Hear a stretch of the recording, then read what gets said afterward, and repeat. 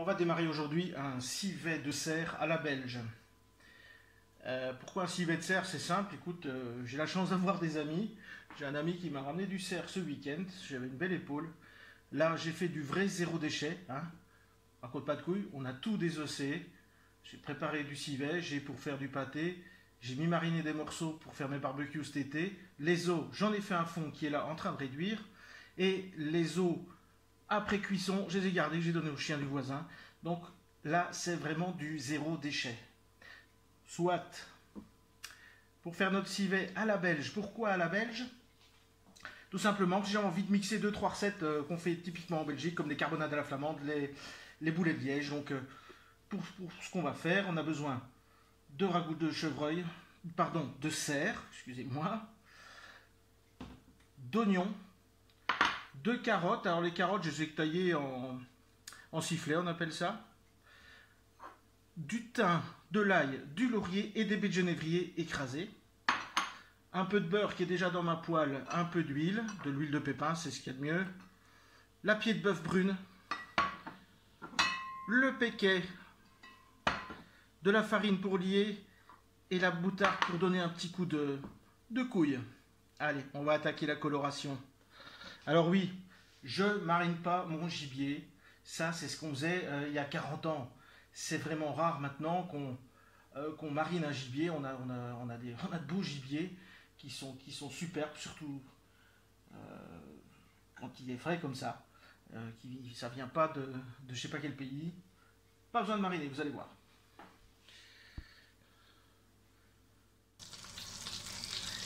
On a l'huile et le beurre qui fondent en même temps.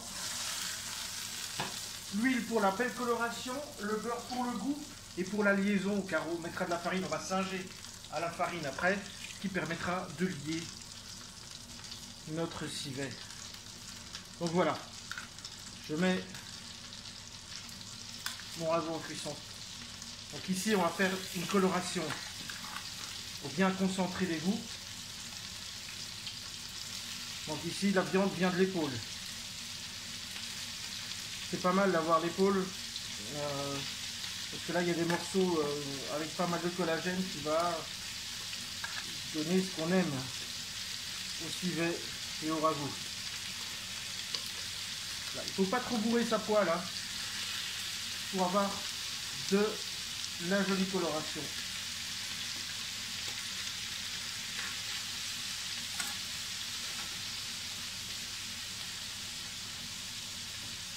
Là, on peut déjà poivrer une première fois. Et quand on va mélanger tout, on salera. Là, il ne faut pas avoir peur de laisser colorer pour bien concentrer les sucres et tout ça.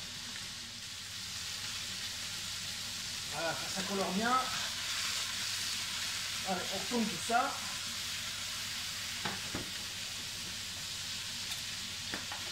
Là, on repoivre et on peut, cette fois-ci, saler. Donc ça, c'est bien saisi. On va encore colorer. Hein. Une fois que ce sera bien coloré, on va flamber ça au péquet. Mettre dans notre casserole et colorer toute notre viande. Donc, bim.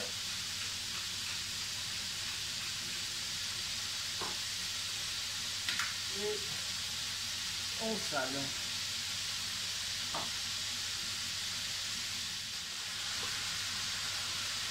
Voilà, notre viande est colorée. Donc on va faire ça jusqu'à temps qu'on ait coloré toute la viande et puis après on attaque la suite. Je ne vais pas vous montrer à chaque fois. Donc là on va flamber. Alors on est sur mon fourneau, au-dessus il y a une hotte.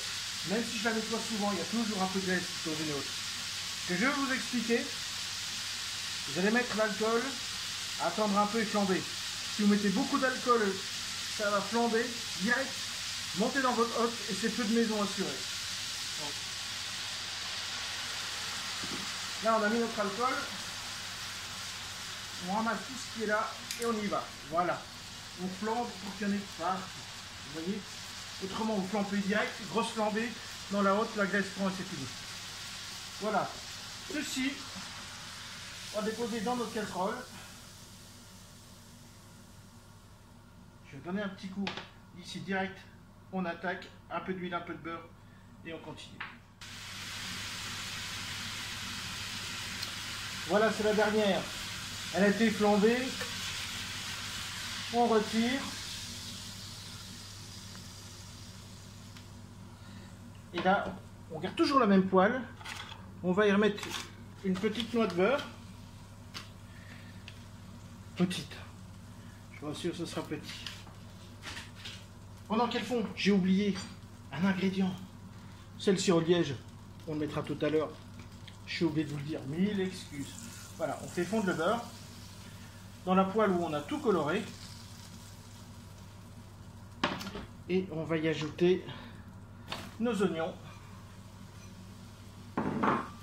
nos carottes,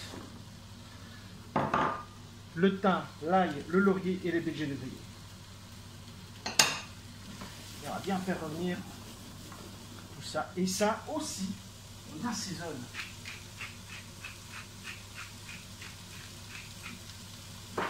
L'assaisonnement que tu ne mets pas là, tu ne le récupéreras pas plus tard. Hein. Ça, c'est pas possible.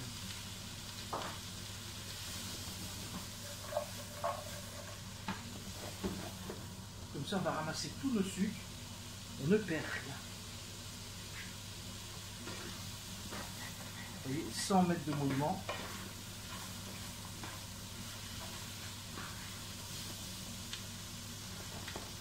Maintenant, on va rajouter ça à notre gibier. Voilà, on passe le gibier au chaud. Et on va singer à la farine. On va mettre ici pour ma casserole, hein, je ne vous ai pas mis de proportion. Vous ferez ça en fonction du gibier que vous avez. Le principal ici, ce sera de mouiller à hauteur. Pour le reste, je pense que vous n'avez pas vraiment besoin de proportion. À partir du moment où vous avez 1 kg de gibier, je pense que vous pouvez travailler sans proportion. Donc ici, ça chauffe. Donc on va bien mélanger. Et on va singer à la farine pendant que ça chauffe. Donc, farine blanche, toute simple. Et ici, on va mettre 3 cuillères à soupe. On va bien mélanger, que ça s'incorpore à notre graisse de cuisson, ce qui nous permettra d'avoir une liaison pour la sauce.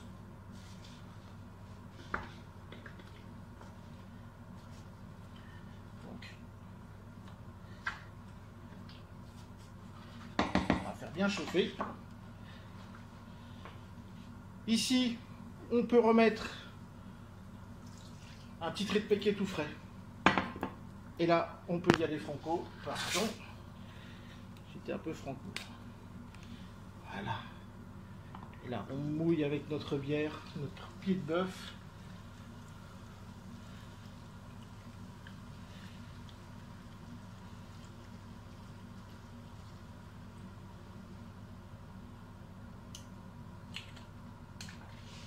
Je vais mettre une petite louche, voire 2 louches de mon fond qui cuit. Il est déjà bien corsé. Le reste, je réduirai. Je ferai des glaçons avec, comme ça j'en ai quand je fais une sauce. Et je vous rassure, il y en a que. Donc, il faut bien mouiller.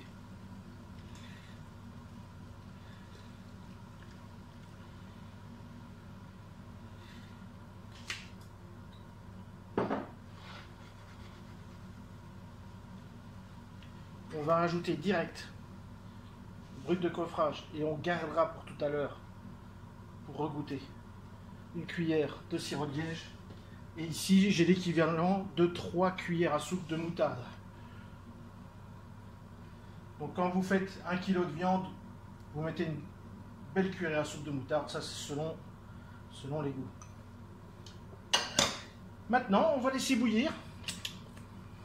Premier bouillon, on met un frémissement. On laisse frémir 10 minutes et on arrête pendant 2 heures.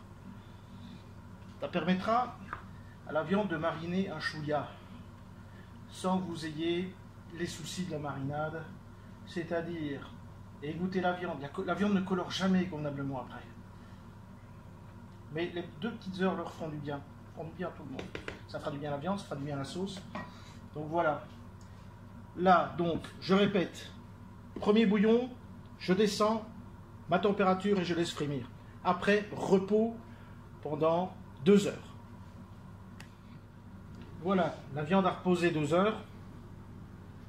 Donc, je répète, je l'ai mis cuire 10 minutes. Un petit bouillon. Là, je viens déjà de la remettre en route. Bon, entre-temps, je l'ai laissé reposer 2 heures. Ici, les premiers bouillons font apparaître une écume. Vous pouvez l'enlever. C'est des impuretés du sang qui ressortent. On enlève ça. Et on va laisser minimum cuire 2 bonnes heures. Et je pense qu'après 2 heures, on y verra déjà beaucoup plus clair.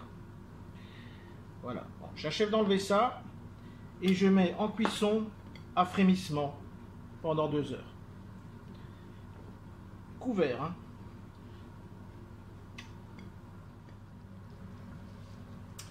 On y est. J'ai rajouté 1 heure de cuisson. Ça, tout dépend un peu de la viande qu'on a. Et ici, elle méritait 1 heure de plus. Donc, on a 3 heures de cuisson. Regardez la belle sauce qu'on a. J'ai rien rajouté. Là, j'ai goûté juste avant. J'ai remis un peu de poivre. Il n'y avait pas besoin de sel. Et la viande, elle est parfaite. Voilà. Vous voyez, elle se défait. Donc, moi, j'aime bien la laisser reposer encore dans son jus. Et puis, je la réchauffe. Et là, la viande sera top, top, top. Avec ça, vous pouvez servir des petites pommes au caramel, des spätzle ou autre. Donc voilà, j'espère que vous le ferez aussi.